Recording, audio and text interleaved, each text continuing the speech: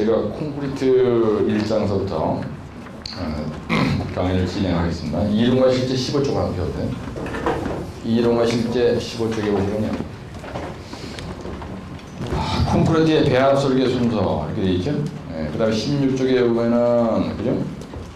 배합의 표시법이 있고, 그 다음에 17쪽에 보면은 배합 설계 순서도 이렇게 되는데, 거기에 보시면은 배합이라는 건 뭐냐면요.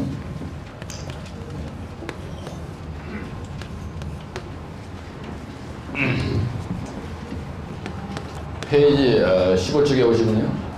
배합 설계라는 문제가 있어요. 배합 설계. 배합을 할 때는요, 우리가 어떻게 했냐면, 시방 배합이 있고, 시방 배합이 있고, 현장 배합이 있습니다. 현장 배합. 그래서 시방 배합과 현장 배합의 차이점. 이거 뭐냐면, 시방 배합이 뭐고, 현장 배합이 뭐냐, 이걸 얘기하는 겁니다. 그래서 이 시방 배합이라는 건 뭐냐면, 시방 배합이라고 하는 거는 시방서에서 지시한 배합을 우리가 시방 배합이에요. 시방 배합이라고. 근데 현장 배합은 뭐냐? 현장 배합은요. 현장에서 골재의 표면수를 보정해서 한 배합을, 보정한 배합을 우리가 현장 배합이다 이렇게 얘기합니다. 그래서 거기에 보면 뭐라고 되냐면 15쪽에 보면은 시방배합의 정의에서 시방배합이란 시방서 또는 책임기술자에 의해서 지시된 배합을 말하며 시방배합 시 사용되는 골재는 무슨 골자로 되어 있어요? 여기서 골재는 무슨 골자라고요? 표면건조 포화 상태래요. 표면건조 포화 상태. 그러니까 골재의 표면수의 상태가 표면건조 포화 상태인 골재를 써야 된다. 이 말이 대단히 중요한 거예요. 그 다음에 그 뒤에 보면은 뭐라고 되냐면요. 16쪽에 보면은 현장 배합이란 말이 있어요. 맨 대가리에 보면 현장 배합. 그래서 남바 사체를 쳐서 구분하기가 어려우므로 실제 사용 골재의 표면수, 흡수량, 입도 상태를 고려해서 시방 배합을 현장 상태에 적합하게 보정한 배합. 그게 바로 이 얘기거든요.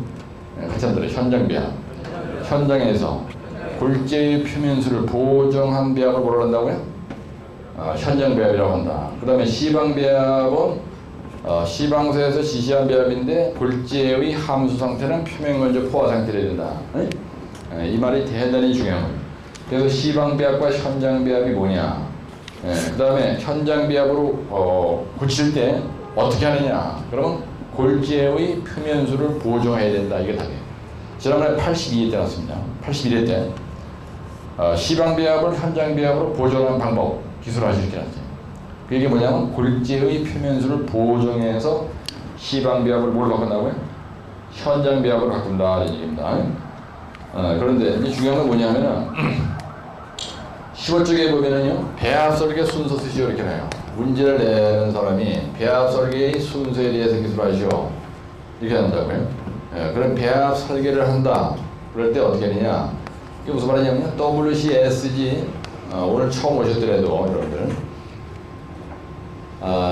내가 만약에 배합을 한 번도 안 해봤더라도요, 아주 쉬운 거니까 그냥 심플하게 마인드를 가지고 강의를 들으셔야 돼요. 만약에 우리가 예를 들어서 공구리 1, 2배를 만든다 이겁니다. 이렇게 공구리 1, 2배를 만든다. 그러면 어떻게 하느냐면요, 물과 그 다음에 시멘트와 모래와 자갈과 거기다 혼화제를 섞어서 공구를 만드는 거야. 그럴 때 배합을 한다 이 말은 뜻이 뭐냐면요, 배합이라는 건 뜻이 뭐냐? 요거는 WCSG 혼재를 그죠? 믹스하는 거. 이 섞는 것을 우리가 뭐라 하냐면 배합이라고 해요.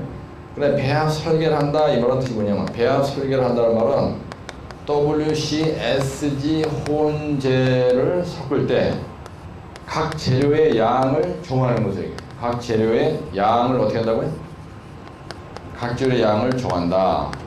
정하는 것을 뭐라 하냐면 배합 설계라고 적용하는 거예요. 배합 설계 정의는 뭐냐? 따라서 WCSG 혼재를 섞을 때 각 재료의 양을 정한다. 1룹의 무게가 토탈 2,400kg거든요. 2,400kg인데 물 시멘트 비가 만약에 50%다. 물이 시멘트 몇 프로냐, 그죠? 그래서 이게 150kg 들어갑니다. 그럼 50%라면 시멘트가 300kg 들어가고요. 그 다음에 요게 약 350에서 약 400kg 들어가요. 그 다음에 자갈이 약 1300에서 1450kg 정도 들어가고, 혼화재료는 용액으로 되어 있기 때문에 대부분이 무게에다가 포함을 안 시킨 경우가 많습니다. 호나 제인 경우에는, 프라이에지 같은 경우에는 무게에다가 포함을 시키지만, 그렇죠? 예, 이런 거 프라이에지나 팽창제 같은 경우에는 이건 호나 저희가 아니고요. 이건 혼화 제거든요. 제. 예. 기타는 뭐냐? A제 이런 것들은 호나 제라래. 이건 용액으로 된 거고요. 요거는 분말가루로 된 거단 말이에요. 예, 그래서 이런 거는 중량에다 포함을 시킵니다. 그렇지만 하여튼 코딱지만 하기 때문에 이건 중요한 게 아니에요. 그래서 배합 설계를 한다 그러면 물을 150kg로 할 거냐, 시멘트를 300kg로 할 거냐, 자갈을 1300kg로 할 거냐, 혼화제를 이걸로 넣을 거냐, 이거를 정하는 걸 얘기해요. 각 재료양을 정한다, 이런 얘기야. 우리가 그걸 디자인한다 그래요. 그래서 이 설계란 말을 영어로 다 디자인이라고 한다 원래. 이 디자인이란 말의 뜻은 뭐냐면요, 내가 만약에 예를 들어서 이런 집을 짓겠다 이거야.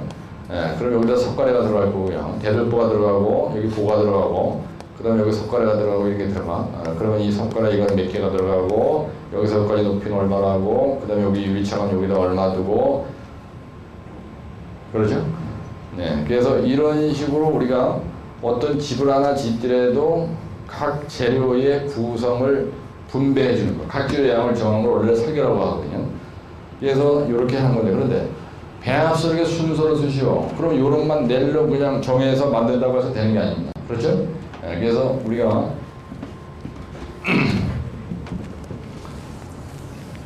끝에 가서 지우라고, 여기서 지워.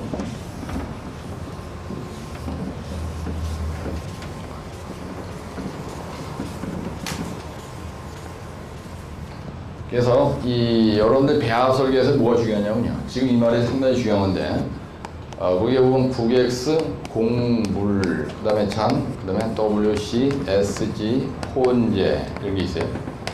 그래서 이 부분을 우리가 뭐라고 얘기하냐면 단위량이라 그래. 지금 조금 전에 내가 얘기한 거 이거 다 때려 합친 무게가 얼마나 되냐면요, 1, 2부의 무게가 2400kg다 이런 얘기를 해주죠. 예, 이게 2400kg야. 근데 문제는 뭐냐면요, 물의 양을 150kg로 하고, 시멘트를 만약에 300kg로 하고, 이걸 갖다가 400kg로 하고요, 이걸 갖다가 1400kg로 해서 이거의 합계가 2400kg로 만들어야 되는데, 여기에서 문제가 되는 건 뭐냐면요, 이 부분입니다. 그래서 우리가 공구를 만들 때는 굵은 골재에 대해서 최대 치수를 얼마로 할 거냐, 이게 대단히 중요한 거예요. 그 다음에 이거는 뭐냐면요, 슬럼프를 얘기하는 겁니다. 슬럼프를 몇 전으로 할 거냐. 그 다음에 공기량을 우리가 얼마로 넣을 거냐, 그죠? 네, 공기량. 그래서 내구성 지수에 영향을 미친 요인 중에서 내구성 지수, 이게 83m라죠. 내구성 지수라는 건 뭐냐면 콘크리트가 내구력이 얼마나 있는지를 나타내는 지수를 내구성 지수라고 한다 그랬죠. 그렇죠? 그래서 이거는 동결 중에 반복 시험에 의해서 정해진다, 그렇죠? 근데 내구성 지수에 영향을 가장 많이 미치는 게 여기서 물 시멘트 비하고요, 요 공기량입니다. 그 다음에 이건 잔골 제열이에요. 잔골 제열. 근데 문제는 뭐냐면, 여기에서 배합 설계를 할 때 물의 양을 150kg를 집어넣고요, 시멘트를 300kg를 집어넣고, 요 자갈의 사이즈를 1400kg 이렇게 하더라도, 또 거기 서 있으면 안 돼. 저쪽으로 사그러져 있어. 화면에 나타나면 안 되니까. 그러면은 요걸 150kg를 집어넣고 300kg를 집어넣고 이렇게, 이건 아주 심플한데요. 문제는 뭐냐면 이거를 영향을 미친다고요. 이게 보세요. 굵은 최대치수를 왜 정하느냐. 책에 보면 굵은 골재 최대치수를 정할 때 원칙이 있습니다. 이게 정할 때 원칙이 뭐냐면, 첫째, 철근의 간격과 간격 사이에 요 굵은 골재가 들어가야 돼요. 그래서 우리가 보통 공구리는 25mm 쓰고요. 그 다음에 포장에서는 38mm에서 40mm를 쓰고, 그 다음에 댐에서는 150mm를 쓰고, 그 다음에 숏그리트에서는 몇 mm를 써요? 13mm 쓰고, 그 다음에 아스콘 포장에서는 얼마나 쓰죠? 아스콘 포장에서는 채석을 소성 변형이 적게 하려면 13mm 쓰고요. 그 다음에 아주 고강도로 하겠다. 고강도 콘크리트다. 그럼 이것도 19mm 골재 쇠석을 쓰는 거예요. 쇠석을. 그렇죠? 아스콘도 쇠석 쓰고 고강도도 쇠석을 쓰는 겁니다. 그래서 철근의 간격이 이렇게 있으면 위에서 철근을 배관했을 때 이 안에 자갈이 들어가야 돼요. 이 자갈을 붉은 골재라고 합니다. 우리가 자갈을 내지 않고 여기서 얘기하는 말은 단순하게 그람을 내지만 여기서 얘기하는 붉은 골재가 바로 자갈인데 이 자갈의 최대 지수는 일반 매놀 보통 공물이 타설할 때는 보통의 공물을 타설할 때는 25mm 이상 되면 안 돼. 왜 이길 거냐? 철근의 간격이 좋기 때문에 25mm 이상 하면 절대 안 된다는 거예요. 그래서 배합 설계를 할 때 순설 기술하시오. 그러면요 이런 게 들어가요. 굵은 골재의 최대 지수를 정하고 나서 이게 정해진다는 얘기야. 무대포로 그냥 자갈 1400kg 이렇게 되는 게 아니야. 그 다음에 스럼프라는 건 뭐냐면요. 스럼프라는 건 깔아낸다는 뜻이야. 그렇죠? 곡물이가 이렇게 들어왔어. 그럼 여기 공시가 있는데 곡물을 집어넣고 이렇게 다지고 나서 나중에 공시를 뺏겨내. 그러면 이렇게 무너져 내리니까 요 무너져 내린 값을 스럼프라고 하죠. 스럼프라는 말은 가라앉는다는 뜻입니다. 원래 뜻이. 그래서 스럼프가 우리가 보통 곡물에서 우리가 얼마 하냐면 보통 12전 하죠. 그 다음에 포장에서는 보통 한 2.5전. RCCD, 로라 컴팩트 콩물에 때문에서는 스럼프가 제로, 그렇죠? 예. 그 다음에 그죠? 하수 처리장 같은 경우에 스웨이 트리트먼트 플랜트, 하수 처리장 경우에 누수가 되면 안 되니까 8전, 그렇죠? 예. 8전의 스럼프를 타설해야 돼요. 그래야 수밀 구조가 돼요. 그래서 수밀 구조에서는 8전 이상, 8전으로다 우리가 스럼프를 정수장 같은 거, 하수 처리장 이런 구조물에서는 스럼프를 8전으로 한다는 겁니다. 여러분 시험장에서 답을 쓸 때 내가 여기다 판사하는 모양대로 쓰라는 얘기입니다. 이 공기량은 보통 4 내지 6%예요.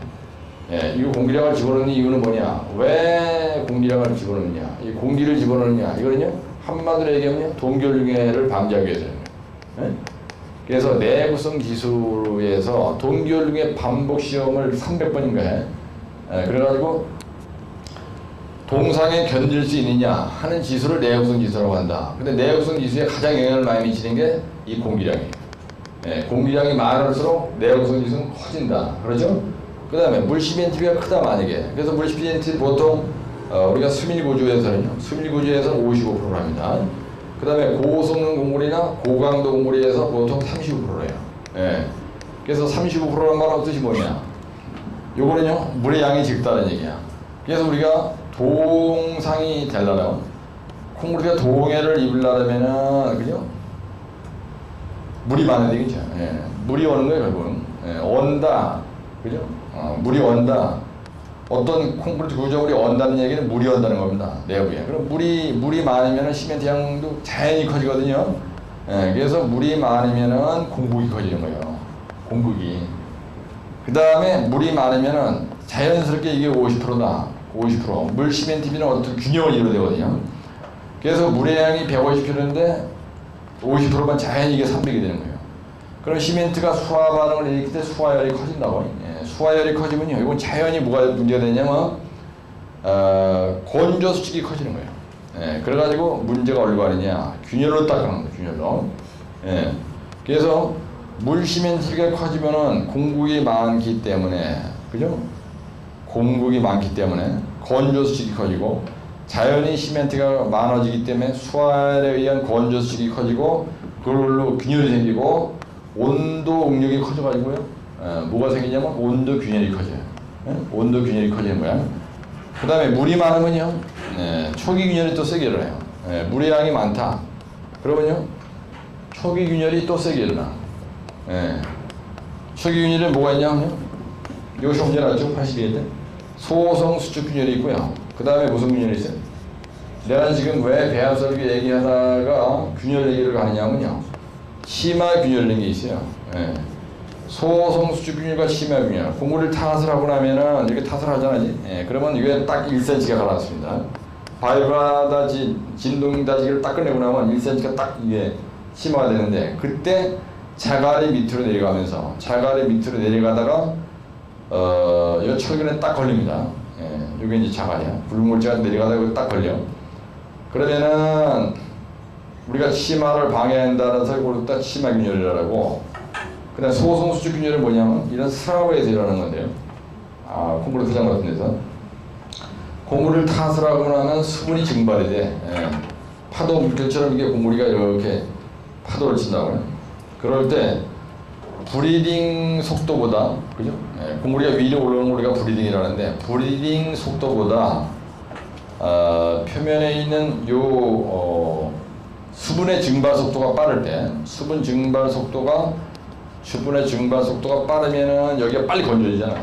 근데 여기에 헤어크랙이 쫙 가는 겁니다. 헤어크랙이 쫙 가는 거예요. 우리가 이걸 뭐라고 하냐면 소성 수축 균열이라고 해요. 근데 요거 두 개는 다 굳기 전의 균열입니다. 굳기 전에 생기는 균열이야.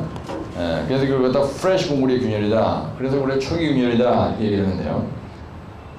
소성 수축 균열이나 치마 균열은 수분 증발이 많으려면 물의 양이 많을 때 수분 증발이 커지는 거예요. 그다음에 고무를 탓을 하고 나서 1cm만 치마를 해야 되는데 진동다지를 다 하고 나는데도 계속 치마해. 그러니까 2cm 이상 치마됐다. 그러면요 이게 치마가 커지는 거예요. 그렇죠? 소성 수축 균열은 수분 증발, 따라서 수분 증발. 치마 균열은 자갈이 치마가 되다가 느닷없이 초기에 걸리는 거야. 지랄나게 많이 치마가 되니까 여기에 크랙이 쫙 가는 겁니다. 이렇게. 요걸 갖다 우리가 치마 균열이라 해. 그래서 굳기 전에, 그러니까 탓을 하고 나서 이거는요 40-50분 내지 1시간 이내에 일어나는 균열입니다. 이거에 반대로 여기서 얘기하는 온도 균열이나 건조 수축 균열을 우리가 무슨 균열이라 그러냐면 경화 후의 균열이라고 하고요. 그 다음에 요 초기 균열을 경화 전의 균열이다 이렇게 얘기해요. 경화 전의 균열. 그래서 여러분들 책을 보다 보면은 물시멘트비 작게 이런 말을 나와요. 하여튼 아직은 물시멘트비가 작게 이런 말이 계속 나오는데 그 이유는 뭐 때문에 그러냐면 한마디로 얘기하면 균열을 얘기하기 위해서 하는 거고, 그렇죠? 그럼 균열이다 그러면요 같이 합니다. 소침 건원. 우리가 균열의 종류는요 소성 수축에 의해서, 치마에 의해서, 온도에 의해서, 건조 수축에 의해서 생긴다 그래서 균열의 원인에 대해서 쓰시오. 균열의 원인 그러면 소침 건원이라는 말이야만 소성 수축과 치마와 건조 수축과 온도에 의해서 균열이 생깁니다. 그래서 소침 건원다. 소침 건원. 그래서 소침 건원이라고 하는 균열을 방지하려면 어떻게든 이게 잡아야 돼요. 그래서 물시멘트를 정하는 원칙. 물시멘트를 정하는 원칙이 있어요. 그 다음에 지금 내가 설명하고 있는 내용은 뭐냐면 배합설계 원칙이라는 게 있어요. 그 다음에 배합 강도를 결정하는 원칙, 똑같은 말인데, 그래서 책에 보면요 배합 강도를 정하는 원칙, 배합 설계를 정하는 원칙, 물시멘트를 정하는 원칙, 잔굴제를 정하는 원칙은 뭐냐면 단위 워커빌리티가 가능한 범위 내에서 단위 수량이 우리가 단위 수량을 영어로도 이렇게 얘기합니다. 물 워터 단위 수량이 최소가 되도록 모모를 정한다 이렇게. 여러분들 책을 보다 보면 물시멘트비 결정 방법에 대해서 기술하시오. 그 다음에 배합 강도 결정 방법에 대해서 기술하시오. 그 다음에 배합 강도 결정 방법에 대해서 기술하시오. 배합 설계에 대해서 기술하시오. 그 다음에 이거에 관련해서 새끼에다가 시방 배합, 그 다음에 문제가 이렇게 나는 겁니다. 현장 배합 이렇게 문제가 나요. 그랬을 때 문제를 낸 사람이 물시멘트비 결정에 대해서 냈다. 그러면 물시멘트비 개요에다 쓰는 거야 이 말이. 배합 설계에 관련된 문제가 났을 때 개요에 들어가는 문구단입니다.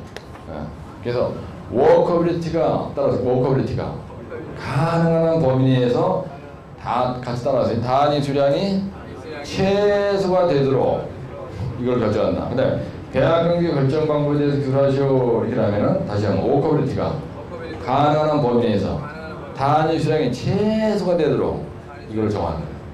그 다음에 배합 설계 원칙이 뭐냐? 그러면요 다시 한번 단위 수량이 최소가 되도록 배합 설계해야 된다. 이 말이 중요하다고요. 단위 수량이 최소가 되도록 각 재료의 양을 정한다는 얘기예요. 여러분들 말이죠. 여기에서 단위 수량이 최소가 돼야 요게 작아지고요. 그 다음에 요게 작아져요. 요게 작아져가지고 균열이 적어진다 이거예요. 여기서 균열이. 한마디로 왜 그러냐? 왜 단위 수량이 최소가 되도록 정하느냐? 이유가 뭐냐? 그러면 균열을 억제하기 위해서입니다. 콘크리트라고 하는 놈은 말이죠. 이렇게 만들어놨는데 균열이라는 건 뭐냐면요. 이게 틈새가 생기는 거예요. 벌어짐을 얘기하는 겁니다. 그래서 콘크리트라는 균열이 일어났다. 그럼 생명이 끝나는 거예요, 그걸로. 그래서 콘크리트를 만들 때 이런 짓을 하는 이유는 한마디로 왜 그러냐면 전부 다 장고일지를 보통 35% 정도 이렇게 하거든요. 그래서 이거는 S 플러스 G분의 S인데 이 여기서 얘기하는 장고일지를 우리가 스몰 S에 써요. 큰 걸로 안 쓰고. 그래서 절대용적 장고일지율로 얘기합니다. 절대용적 배합의 표시표에서 나오는 장고일지율이라는 말은 절대용적 장고일지율을 정의한다 이거야. 그래서 요걸 갖다 각절의 비중으로 모래의 비중으로 나눠준 거야. 그냥 일반적으로 장골지율 이러면 S 플러스 G분의 S인데 절대용적 장골지율 배합의 표시법에서 얘기하는 절대용적 장골지율이라는 말의 뜻은 뭐냐면요. 처음 다 요 재료의 비중으로 나눠준 거예요. 공식이 이렇게 틀리다는 겁니다. 그래서 이 잔골재율이란 말은 무슨 말이냐? 이건 굵은 골재고요. 이거는 잔골재야. 요거는 굵은 골재 자갈이고 요거에 바로 잔골재야. 그렇죠? 예, 그래서 모래 안 그리고 잔골재라고 얘기한다고요. 따라서 잔골재, 굵은 골재, 모래 자갈. 현장에서 절대로 모래 자갈 이런 말 쓰면 안 됩니다. 아주 무식한 표현이에요. 그래서 잔골재율이란 말은 뭐냐면 모래가 이 골재 전체의 몇 프로냐는 얘기입니다. 그렇죠?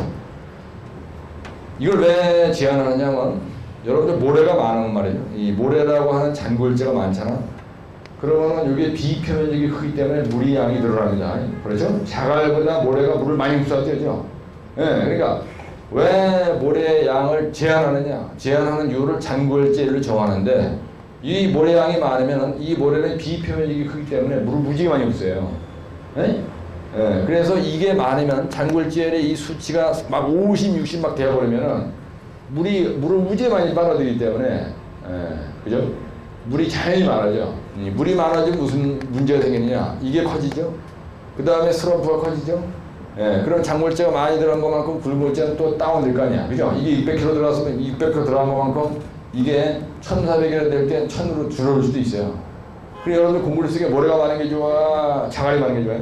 강도를 많이 하기 위해서는 단단한 자갈이 많이 들어가는 게 좋은 거 아니야. 그렇죠? 그래서 최대한으로 인류배의 무게를 몇 킬로로 한다고요?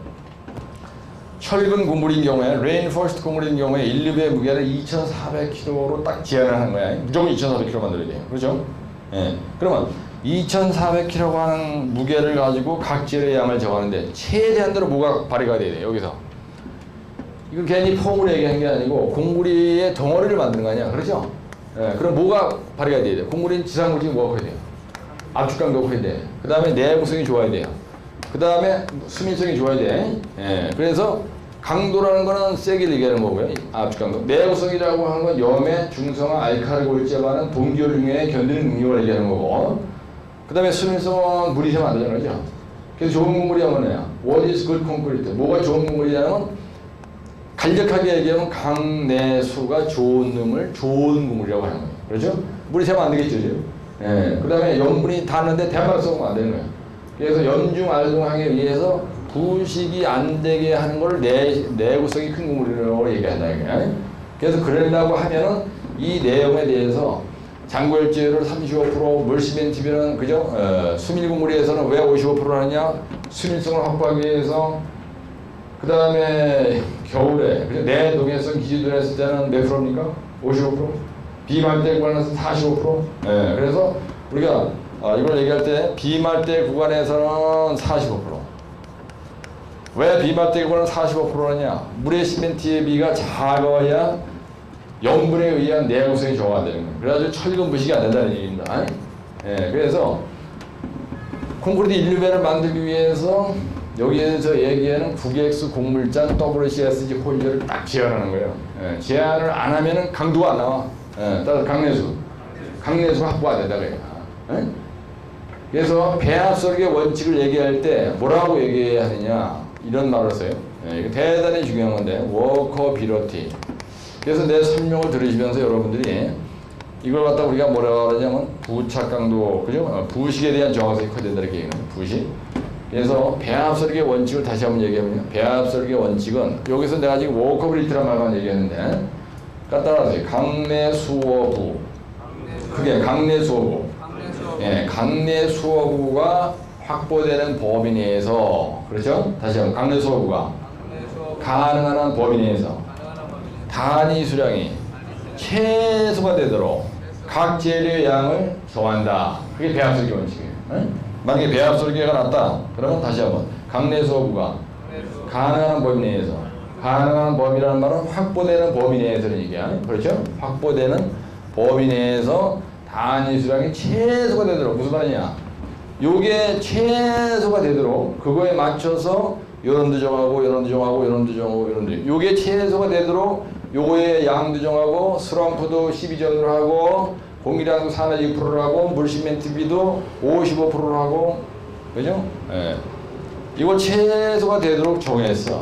그래서 물을 담는 정수장 물전부는 무스요요 물시멘트비가 55% 돼야 된다, 이렇게 해야 된다 하는 이유는 뭐냐? 안 그러면 샌다는 얘기야. 예? 디말대 구간에서 몇 프로라고요? 따라 45%.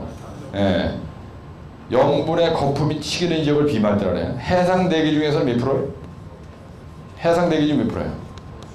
여기서 외우려면 나중에 편해. 해상 대기 중에서 50%예요. 예? 예. 근데 고강도에서는 35%예요. 예. 고강도에서 35%로 안 하고 만약에 50%로 한다.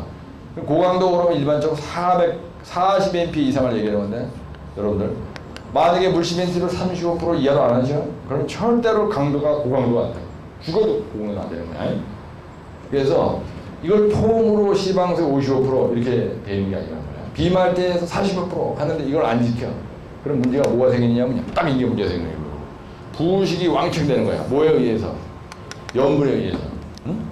그래서 시방수에 정해져 있는 거는 지상명령입니다. 무조건 지켜야 돼요. 안 그러면은 이게 개판돼가지고 공구리가, 이게 개판됐다는 건 뭐냐면요, 따라서 균열, 소침곤원이 왕창 일어난다는 거야. 그럼 소침곤원이 일어나면 뭐 공구리가 빠그러졌으니까 공구리 끝나는 거야, 알지? 그리고 염분 막 들어가고 막 탄산가스 막 들어가고 막 내 배때기를 갖다 칼을 붓고 났어. 그게 균열이야. 그럼 그 안에 막 공기와 산소와 물과 박테리아, 균서부터 막 애들은 별는 거 다 들어가.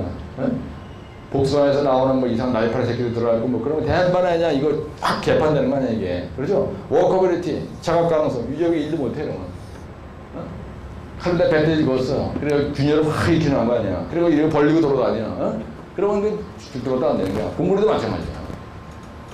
따라서 물을 많이 처먹으면, 공구리 물을 많이 처먹으면은 생명이 끝나는 거야. 근데 물이 너무 없으면 문제가 뭐냐? 이 일이 안 돼. 작업이 안 되는 거야, 작업이. 바이브라드 일도 안 되고 펌프의 암속성도 안 되고 뭐 개판되는 거야. 그래서 작업성이 개판된다는 거예요. 그래서 굵은물질 최대 치수를 정하는 원칙이 뭐가 있냐면요, 펌프의 압성을 고려합니다. 압성성을 고려해요. 그 다음 두 번째 뭘 고려하냐면은 철근의 간격을 고려하는 거예요. 굵은물질 최대 치수를 정하는 방법은 뭐냐? 펌프의 압성성을 고려하고 철근의 간격과 간격을 고려해서 정한다 이거야. 고려해서 정한다. 이게 무지무지게 중요한 말이에요. 그렇잖아. 철근의 간격과 간격은 여기서까지가 12전, 25전 밖에 안 되는데 여기다 대고 40mm 골재가 딱 들어보면은 펌프의 압성이 뭐 되니까 안 되지. 펌프의 압성이 안 되잖아, 그지? 펌프의 압성이 되려면요 40mm 이하가 해야 돼. 40mm 이상 안 됩니다. 동원이가 40mm 이 정도 안 돼. 펌프가 시다는 조금 더 20. 그래서 고강도, 초고강도 우리가 타워 펠리스 같은 거 질 때는 19mm 이하에 그냥 강자가 쓰면 안 돼. 좀 더 세석을 해, 세석. 세석은 그냥 펌프 압성이 잘 됩니다. 세석은 이게 그죠?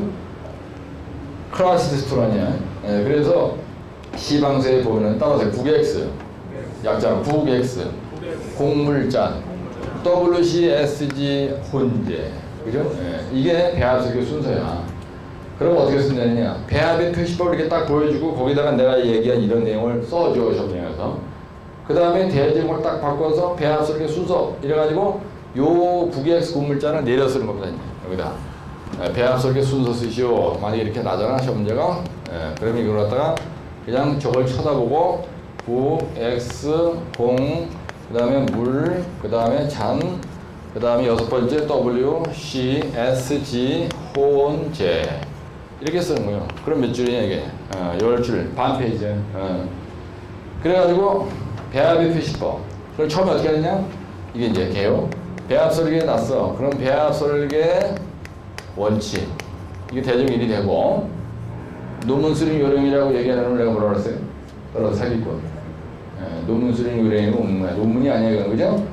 답안지를 작성하는 방법은 배합 설계에 대해서 시험 문제가 났다. 어떻게 났든 간에 배합 설계 원칙. 따라 강내 수어부가 가능한 범위 내에서 단위 수량이 최소가 되도록 각 주의 내용을 정하는 것을 원칙으로 한다. 그렇게 하고 배합점 2번에 뭐가 되냐? 이게 되는 거예요. 이게 뭐라고요? 이걸 내가 뭐라 했어요? 배합? 왜 뭐라 했어요? 세자로? 표시법. 이렇게 쓰는 거예요. 배합의 표시법. 그래서 도표화시켜서 딱 폼을 잡아주고 그럼 이게 0.5번이 되는 거예요. 그렇죠? 이게 0.5번이 되고 그 다음에 대전구 3번에다가 배합 설계 순서 이렇게 쓰는데 만약에 시방배합이 일어났다. 시험 문제가 시방배합으로 일어났어. 시방배합이 일어나면 여기다가 시방배합이라고 써요. 시방배합 설계 순서. 그 다음에 현장배합이 일어나서 어떻게 쓴다고요? 현장배합 순서. 이렇게 쓰고 요 내용을 이렇게 써주고 여기다가 끌적끌적 더 쓰고 싶으면 여기에 써있는 내용을 쳐다보고 다시 써도 돼. 여기 있는 내용을. 우선 이해하시죠? 네? 비말대 그림 한번 그려주시면 또 비말대도 한번 그려주고 물시멘 TV 얘기할 때 비말대 그림 같은 것도 한번 슬쩍 넣어주고 그래서 이거에 대해서 알고 있는 걸 주저리 설명을 조금 해주면 더 좋다 이거예요. 근데 매질말 이렇게 하면 매질말 결론 제일 중요한 게 뭐라고요? 공무리에서 배합을 하든 아니면 배합 강도를 결정하건 물시멘 TV를 결정하건 뭐 시방배합이 시험자라는 거래 여기서 제일 중요한 건 뭘 재탕하면 되느냐 뭘 제일 중요해? 뭐가 제일 중요해? 시방배합에서 가장 중요한 것은 뭐라고요? 뭐를 방지하기 위해서 뭐를 최소가 되도록 한다. 뭐가 최소가 되도록 한다고? 뭐를 방지하기 위해서? 두 자로? 균열. 그렇죠? 균열. 그래서 내가 지금 왜 이 얘기를 하냐면 한 방에 끝내라는 얘기입니다. 따라서 배합 관계 결정 방법. 크게 배합 관계 결정 방법. 배합 설계 순서. 시방배합 순서. 시방배합. 현장배합 순서. 현장배합. 어떨 때는 또 시방배합과 현장배합. 또는 물시멘트 결정 방법. 이게 배합 설계와 관련된 이것이 용문제다 이거야. 그럼 이게 나면은 개요와 결론은 똑같다 이거예요. 배합을 할 때는 하여튼 균열을 적게 하기 위해서 물의 양을 최소가 되도록 각 재료의 양을 정한다. 각 재료의 양을 정하는 것이 제일 중요하다. 이렇게 쓰라는 얘기예요. 그러면 외울 게 없어요. 내가 지금 이거 가지고 거의 한 40분 설명하는데 이 배합 설계 초장에 이렇게 내가 설명 안 하잖아요. 그럼 그 다음에 나오는 게 계속 띵해져. 여러분 사실은 내가 배합 설계 한 번도 안 하거든요. 실험실에서 한 몇 번 해보고 사우디에서 한 20번 한 것 같아. 그러고 나서 안 한 지 벌써 20년 됐습니다. 근데 여러분들 현장에서 일하시다 보면 실제로 시험실에서 앉아가지고 WCS 혼자 성능 일을 거의 안 하죠. 한 그때만 현장에서 트럼프 시험이나 해볼까? 송정호 마하게 물시는데 55% 맞구나 이래지. 레미콘에서 알아서 하니까, 그죠? 레미콘 공장이 알아서 하잖아. 여러분들 별로 이거 할 일이 없는 거예요. 근데 기술사를 따르려고 하는 사람은 배합 설계에 대한 내용이 대단히 중요하다 이거야. 따라서 배합 설계란 배합을 할 때 각 재료의 양을 정하는 것을 배합 설계로 한다. 배합 설계 원칙은 따라서 강내 수어부가 가능한 범위 내에서 단위 수량이 최소가 되도록 정하는 것을 원칙으로 한다. 그래서 다시 한번 국역수 물자 WCS 존재. 그래서 이거는 뭐 평생 실력으로 여러분 다 아는 겁니다. 근데 틀은 뭐냐면 처음에 따라서 개요, 배합의 표시법, 배합 설계 순서, 결론 이게 합니다 이거야. 그래서 15쪽에 보시면은 이제 그런 내용을 내가 써놨는데 사실 이건 개설이고요. 내가 판사한 내용만 여러분들이 딱 가지고 있다. 따라서 개요, 배합의 표시법, 배합 설계 순서, 결론 이렇게 딱 그거만 있으면 돼.